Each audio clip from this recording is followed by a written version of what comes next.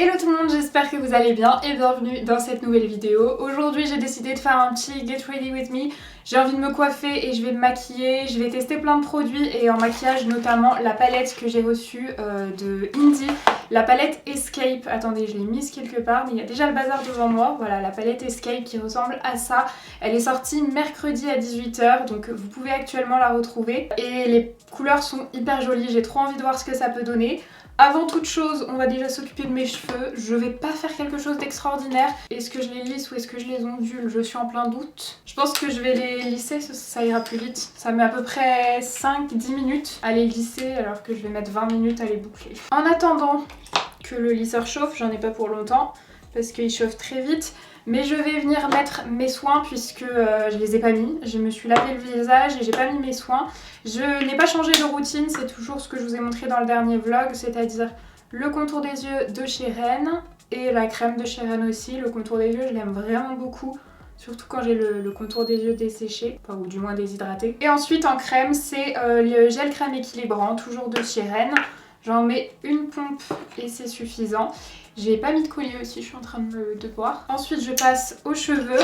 J'ai aucune technique, mais je sais pas, j'avais envie de faire toute la préparation avec vous. Par contre je fais des sections à chaque fois parce que même si j'ai les cheveux pas très longs, enfin j'ai beaucoup de masse, donc sinon j'arrive pas. Là je les lisse avec mon lisseur de chez GHD. En général le lisseur, je le prends plutôt pour faire les ondulations parce qu'il va super bien. Il lisse très bien aussi, c'est pas le souci. Mais c'est juste que le plus souvent quand je suis chez moi, je lisse avec le Steam Pod parce que le lissage à la vapeur, je le trouve plus raide en fait. Je trouve que ça tient un petit peu plus longtemps. Je laisse jamais mes cheveux naturels parce que je les aime pas. Je trouve que ils sont pas lisses mais ils sont pas ondulés non plus. Ils sont presque lisses mais ils font que rebiquer et j'aime pas du tout ça. Et après je fais section par section, en général j'en fais 3. Cette vidéo sera peut-être un peu ou beaucoup plus longue que les autres, mais je vais pas essayer de la faire la plus courte possible puisque ça va être la dernière vidéo make-up un peu posée comme ça avant janvier, avant l'année prochaine. Puisque pour ceux qui ont loupé l'information, je l'ai dit dans la dernière vidéo qui est un vlog des décos de Noël. On se retrouve mercredi, pas à midi, mais à 17 h pour le premier vlogmas. Et on se retrouvera tous les jours pour un vlog pendant décembre.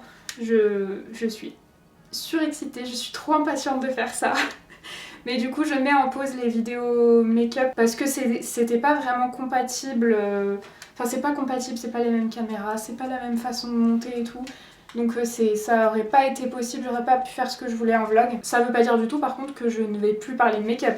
C'est juste que je vais intégrer le make-up dans les vlogs. Là il va falloir juste que je trouve où faire ma raie.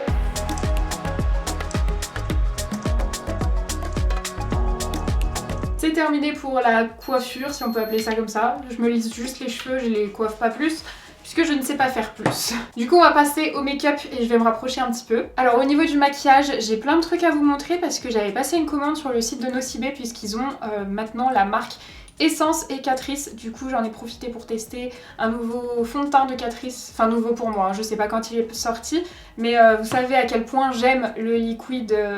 liquide quoi? HD... C'est fou de pas avoir de mémoire comme ça. HD Liquid Coverage de Catrice. Ça c'est mon deuxième tube. Du coup j'ai voulu tester celui-ci qui me paraissait un petit peu plus adapté parce que c'est le All Matte. Enfin bref, je vais vous faire un retour sur tout ça puisque c'est pas la première impression donc je peux déjà commencer à vous donner mon avis. Allez, let's go. Alors au niveau de la base, je vais en mettre deux comme d'habitude. La matte primer de Jouer et la pore filler de NYX qui va venir lisser les pores parce que la Jouer c'est plutôt une base anti-imperfection donc elle fait pas grand chose d'un point de vue visuel je veux dire. Et la NYX elle va venir lisser carrément, par contre à chaque fois ça pète et ça gicle de partout. Oh ça ne l'a pas fait. Donc c'est la pore filler, je l'ai en format stick et en format comme ça plutôt crème on va dire. Et je préfère ce format là. Le stick je sais pas, je le trouve peut-être un petit peu moins efficace, mais c'est peut-être juste dans ma tête aussi. Et du coup elle je la mets plus sur la zone T. Et alors le fond de teint Catrice c'est le All Matte Shine Control Makeup. Voilà c'est celui-ci, c'est son nom, il a une pompe celui-ci. Donc plus pratique, par contre je le trouve un petit peu moins couvrant que celui-ci. Je vous montre, là j'ai mis à peu près 2 pompes et en général avec 2 pompes je vais faire juste une joue. Enfin une joue. Après j'aime bien que ce soit quand même pas mal couvrant. Au niveau de l'odeur, il a une odeur mais pas désagréable quoi. Et voyez, même avec 2 pompes, On voit quand même à travers la peau, j'espère que c'est pas trop lumineux. Je suis encore en plein test là avec mes éclairages. Vous voyez, on n'est pas sur une très forte couvrance, hein, pas du tout. Ça unifie bien, mais je vais même rajouter une troisième pompe là. Heureusement que ma peau va mieux. Vous voyez, j'aime bien le rendu et après il va sécher et il va devenir presque mat quoi. Hop, pareil. Et au niveau de la couleur, je vous ai pas dit ça par contre, j'ai pris la teinte numéro 10. Par contre, sur le site de Nocibé, il y a vraiment très peu de teintes. Je sais qu'il y a plus de teintes habituellement dans les produits teints, mais sur Nocibé, s'il y a 3 ou 4 teintes, c'est vraiment le maximum. Donc heureusement, il y avait la mienne. Mais si vous cherchez le même produit, mais que vous trouvez pas votre teinte, n'hésitez pas à regarder sur Maki Beauty ou sur Notino, parce qu'ils ont plus de références à eux deux. Voilà donc ce que ça donne au niveau du fond de teint, mais là pour vous donner une idée, j'ai mis 2, 3, 5...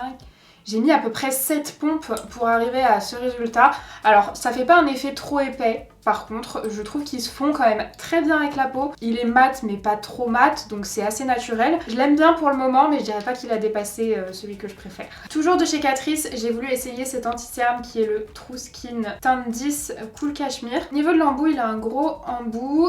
Il est assez épais, il est pas très épais, mais il est quand même un petit peu. Au niveau de la teinte surtout, il correspond bien parce qu'en ce moment j'aime pas avoir un anti-cerne plus clair que mon teint. Je veux qu'il soit exactement de la teinte du fond de teint et du coup là il correspond très bien. Il est assez couvrant, je cherche juste un petit miroir, je l'estompe toujours à l'éponge. Franchement il est assez couvrant, franchement je l'aime bien. Moi mon problème c'est que les anti-cernes filent souvent dans les plis. Celui qui tient le mieux sur moi c'est le Tarte et celui-ci tient quand même moins bien. Il va filer un petit peu dans les plis au fur et à mesure de la journée. Vous voyez au niveau couvrance, franchement c'est vraiment pas mal pour l'anti-cerne. Et peut-être que vous préférez celui-ci au Tarte si vous trouvez le Tarte un peu trop asséchant. Si vous l'avez testé, n'hésitez pas à faire un retour en commentaire. Sachant qu'il est vraiment à tout petit prix, j'ai plus les prix en tête. Et en plus j'avais eu des promotions, les promotions passent sur cette marque, donc ça veut dire que je pense que je l'ai eu pour 3 € à peu près. Pour poudrer, qu'est-ce que j'ai pris? J'ai pris une poudre qui tient mon miroir actuellement, donc... On va descendre le miroir d'un étage. J'ai pris ma poudre chez Glam. Je vais déjà poudrer mon contour des yeux avec la poudre compacte. Elle va éclaircir. Vous voyez là, ça file quand même pas mal dans les plis. Pour moi, c'est indispensable de poudrer n'importe quel anti-cerne, mais d'autant plus celui-ci. Enfin, je pourrais vraiment pas le laisser comme ça. C'est une poudre, elle a pas de reflet flashback. Hein. Les taches blanches que vous voyez, je les vois aussi. C'est une poudre éclaircissante. Au début ça me faisait peur mais en fait finalement ça se fond bien avec le make-up après. Pour poudrer mon teint je prends la même poudre mais la poudre libre et je vais poudrer tout le reste de mon teint. Ensuite je prends un pinceau poudre et j'estompe le surplus de poudre. Ça a un petit peu blanchi mon teint, je vais venir utiliser le bronzer que j'ai acheté en même temps que tous ces produits. C'est un bronzer de chez Essence, c'est le Sun Club Matte Bronzing Powder. Il est énorme, je suis dégoûtée parce que à la minute où je l'ai ouvert, j'ai regretté de l'avoir acheté, c'était pas marqué je crois pas, mais il sent la coco, il sent très fort, donc je vais l'utiliser aujourd'hui, je ne le réutiliserai plus parce que pour moi c'est rédhibitoire sur un produit. J'en avais commandé un autre de chez Essence, c'était une poudre mosaïque, sauf qu'elle est arrivée en mosaïque brisée, vraiment en 1000 morceaux. Donc j'ai même pas pu l'utiliser, c'est irréparable le truc. Donc je vais utiliser celle-ci, tant pis. J'en prends pas trop, je l'ai pas essayé encore. Elle est un peu chaude par contre. J'ai pris la teinte de Sunny, je sais pas s'il y avait d'autres teintes. Vous voyez, bon ça se voit hein, qu'elle est chaude, elle est orange en caméra. Ça va, elle est pas trop orange sur le teint, mais elle est quand même très très chaude. Je préfère quand c'est un petit peu plus froid. Après elle est bien mate, ça j'aime bien. Et par contre elle s'estompe bien. Là je me rends compte qu'elle est vraiment trop chaude. Elle est pas trop pigmentée par contre, regardez j'y vais quand même, je frotte quand même beaucoup dans le produit. Et j'ai pas des grosses taches sur la peau. Souvent quand les poudres sont très pigmentées, au début ça fait une grosse tache et après il faut se débrouiller pour l'estomper, alors que là ça dépose de manière assez diffuse. Même si j'avais aimé l'odeur, franchement je serais pas fan du produit parce que j'aime pas la couleur. Bon ça c'est un produit que je vous conseille pas, vraiment pas ouf.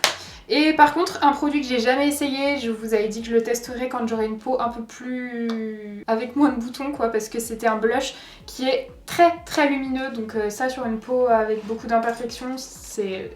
Enfin ça marque tout, donc ça met pas la peau à son avantage. Là j'en ai toujours hein, mais j'en ai beaucoup moins, donc je vais pouvoir tester. J'ai peur que ce soit quasiment un highlighter le truc. J'espère pas, je prélève un peu. Je vois qu'il y a de la couleur quand même. Ah, il y a de la couleur. Par contre, oui, c'est assez lumineux, hein. Il y a un petit reflet doré, comme dans le blush, hein. Il n'y a pas de surprise, c'est vraiment comme dans le blush. Je vous ai pas dit, c'est la teinte 10 Blooming Hibiscus, je vous ai même pas dit ce que c'était. C'est le Cheek Lover Blush de la marque Catrice, toujours. Pareil, hein, on est sur un petit prix. Celui-là, je l'avais reçu, du coup, je sais pas s'il est dispo chez Nocibé, mais en tout cas, s'il est pas dispo chez Nocibé, il est dispo sur Maki Beauty ou sur Notino. Si vous n'aimez pas le doré, partez pas sur cette teinte-là, en tout cas, parce qu'il y a vraiment un reflet doré, j'arrive pas trop à voir si je peux... Je sais pas si vous verrez vraiment bien, mais en tout cas il y a un reflet doré. Par contre, un produit toujours, je pense que c'est la même gamme. L'eau Mineral Highlighting, toujours de la marque Catrice, ça je vous en ai parlé dans la vidéo précédente, dans le vlog. Je l'ai acheté sur le site de Nocibé, celui-là c'est la teinte 10.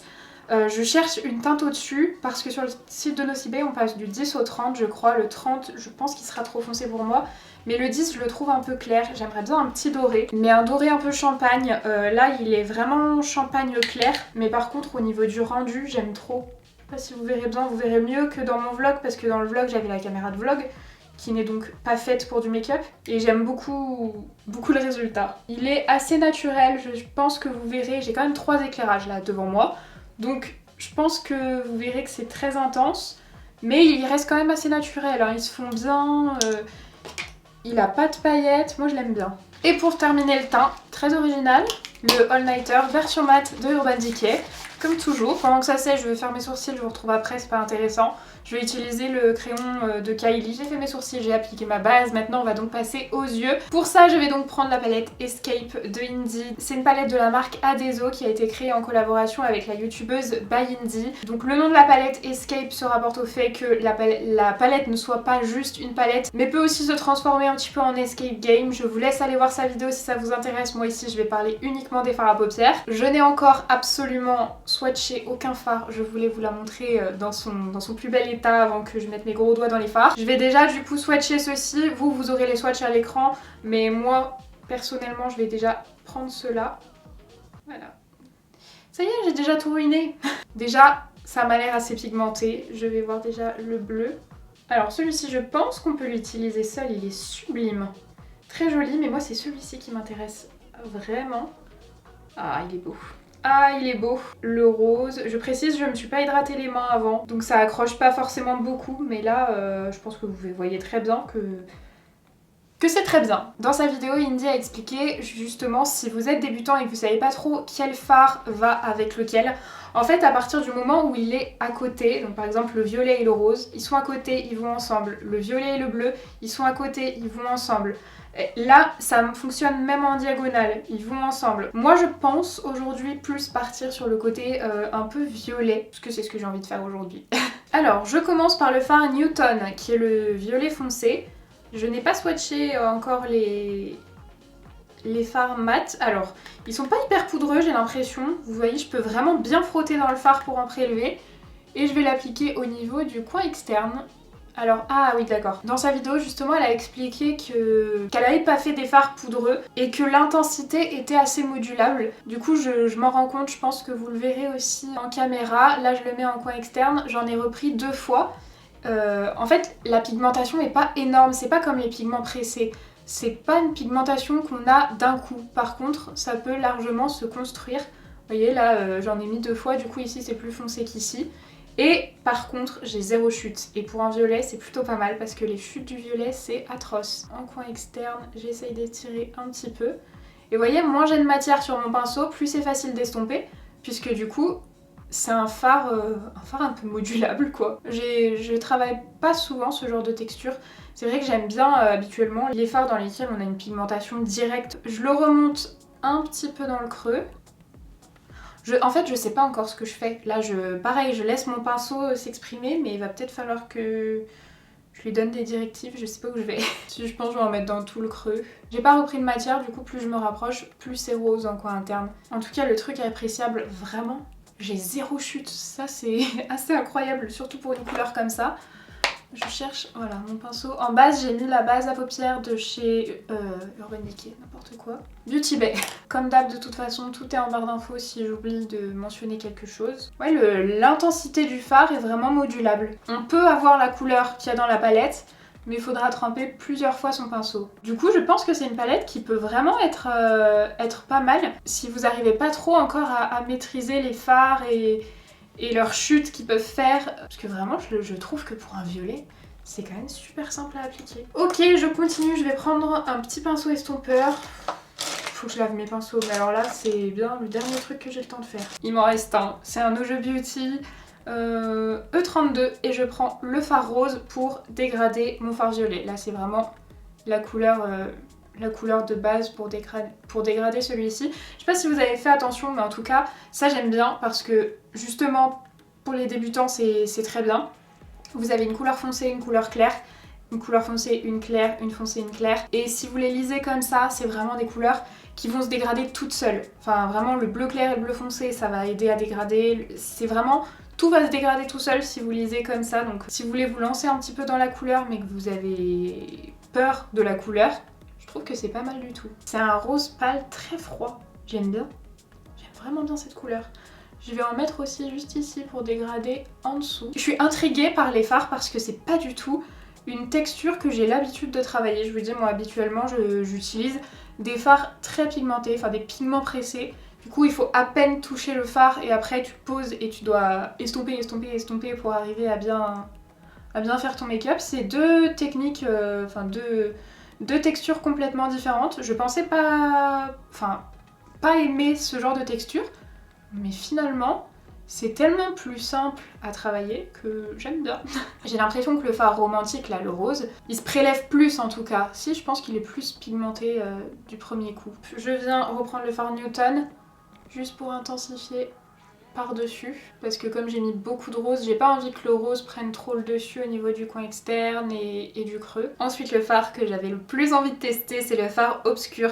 Je vais le prélever avec un pinceau plat, je vais pas rajouter de spray fixateur ou quoi dessus. J'ai envie de voir vraiment comment il va se... J'aime trop comment il va se comporter. Purée, il est magnifique. J'ai un problème de toute façon avec les fards pailletés, je trouve ça trop beau. Mais alors là, les reflets... Ah non, là les reflets sont trop beaux. Ils sont sublimes. De base, je voulais pas le mettre jusqu'en coin interne, mais mon pinceau s'est emballé. C'est pas de ma faute. La texture est très très bien parce que je rappelle quand même que j'ai pas mis de base à paillettes en dessous, j'ai pas mis de spray fixateur sur le pinceau. Je prends quand même pas mal de matière, je frotte et je tapote pas. Et j'ai pas de chute. C'est super ça en tout cas, cette texture pour les fards un peu pailletés. C'est génial. Vraiment. Je crois que ce fard n'a pas la même texture que ces deux qui sont là. Je vais tester un autre après de ces deux-là, donc on verra. J'ai même pas fait mon ras de cils inférieur tellement j'étais pressée de tester celui-là. Ensuite, je vais prendre le fard 34-70. Je vais le prononcer comme ça, moi il vaut mieux. Qui est un fard rose pailleté. Celui-ci, je pense que les paillettes sont plus volatiles. Je vais y aller délicatement, je le pose en coin interne. Que voulez-vous que je vous dise, il n'y a même pas de chute. Et je vais passer un petit peu par-dessus ici. Trop beau. Bon, je vais quand même faire mon ras de cils, hein. Je l'ai oublié jusque là, mais il va falloir le faire. C'est très perturbant de devoir frotter autant dans un fard pour en prendre. Moi ça me perturbe. J'en profite aussi pour estomper au niveau des bords du fard pailleté. Ouais, le rose est vraiment beaucoup plus pigmenté, hein. J'ai juste à le tremper une fois. J'ai juste à faire un petit tour dans le fard et j'en ai beaucoup plus. Je reprends le fard rose pailleté et je vais le mettre aussi en coin interne, en ras de cils inférieur. Bon, bah j'avais pas prévu de mettre de faux cils, mais là je suis obligée, ça mérite. J'ai quand même testé le mascara, qui est un mascara Adeso. Donc cette fois-ci c'est pas de la collaboration avec Indie, mais c'est un mascara de la marque Adeso. Je l'ai même pas ouvert, je sais pas du tout à quoi il ressemble. J'espère qu'il est noir. Le packaging est blanc, classique comme ça. Et au niveau de la brosse, c'est une brosse en sablier, ce qui se fait beaucoup en ce moment. Attendez, ah, je vous l'ai pas dit, il y a un miroir. Parce qu'en fait j'étais tellement excitée des fards que j'ai même pas regardé s'il y avait un miroir.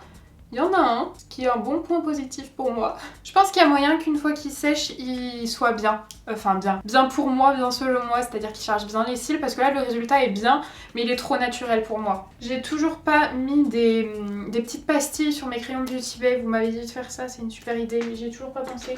Je suis obligée de lire tous les noms un à un. Et évidemment, chaque fois celui que je cherche, c'est le dernier. Le dernier de la pile. Voilà. Et là j'ai envie d'essayer de faire un liner. C'est un liner que j'ai jamais essayé, c'est un liner Shiglam, un liner bleu. Je sais pas pourquoi j'ai envie de faire ça, ça se trouve je vais tout foirer, mais j'ai envie d'essayer. de faire une pointe, un liner avec une virgule bleue. Bon par contre je vais essayer de me rapprocher un peu de mon miroir, vous verrez rien. La pointe elle se fatigue déjà j'ai l'impression. Bon le liner je suis pas très fan parce que j'adore la couleur mais je trouve que la pointe se fatigue trop vite.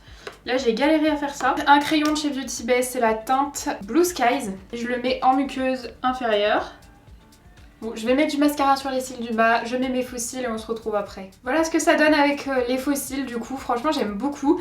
Pour les lèvres, j'ai envie d'essayer celui-là, c'est le Bad to the Bones de la marque Rude, je sais pas comment on dit. De toute façon vous aurez tout en barre d'infos. Je pense, j'ai jamais essayé donc... Ah, je pensais pas que ça ferait cette couleur, je croyais que c'était un nude que j'avais pris. Non, bah c'est pas trop ce que j'ai envie de mettre.